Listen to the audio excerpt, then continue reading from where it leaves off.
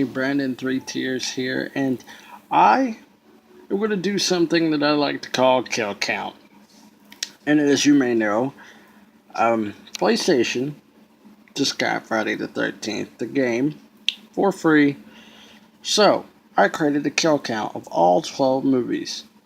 Well, here we go. Here is part one. Pamela Voorhees goes on a murder spree after her son was drowned at Camp Crystal Lake in 1957.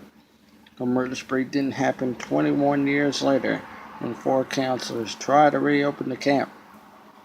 Pamela had killed 9 people throughout the first movie, before getting her head cut off at the very end of the movie. True fact, this actually did happen. Not the Jason story, but getting her head cut off actually did happen, and we actually got to see her head get chopped in the reboot. Part 2, Jason Voorhees returns to Camp Crystal Lake to get revenge on a new group of counselors for the death of Pamela Voorhees and her terrible fate. Jason had a total of 9 kills throughout the movie.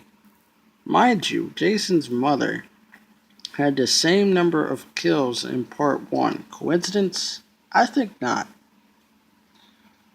Friday the 13th, Part 3. After healing from his wounds he sustained in Part 2, Jason is back for more killing. Hiding in a cabin near Camp Crystal Lake, Jason hunts down more counselors and killed 12 people throughout the movie. Part 4. He escapes a morgue and leaving bodies in his path. Jason finds his way back to Crystal Lake, where a group of friends is staying. Jason's murder spree continues. Jason has his lucky number with 13 kills throughout the movie. Years after Tommy Jarmus murdered the hockey mask wearing killer, Tommy resides in a mental hospital after a traumatic experience. Tommy has nightmares about the return of Jason. Tommy questions his sanity when one of Tommy's doctor's patients get murdered. Jason has 18 kills in Part 5. Part 6. After the events of Part 5, Tommy Jarvis escapes the mental hospital, finds himself at the gravesite of Jason Voorhees, where he digs up the body and cremates it. But an electric shock brought Jason back to life. Jason's wrath continues with 18 more kills. Part 7. Tina Shepard returns to her demise with her psychic powers. Accidentally wakes up Jason from his sleep from the dead. Now Jason has a fresh scent. New scent of blood. Jason has 15 kills in Part 7. Part 8. When a boat comes across the waters at Camp Crystal Lake, Jason wakes up from his watery slumber to find himself in New York City. But Jason's murder spree begins in New York City. Jason has 17 confirmed kills and 3 unconfirmed. Friday the 14th, Part 9.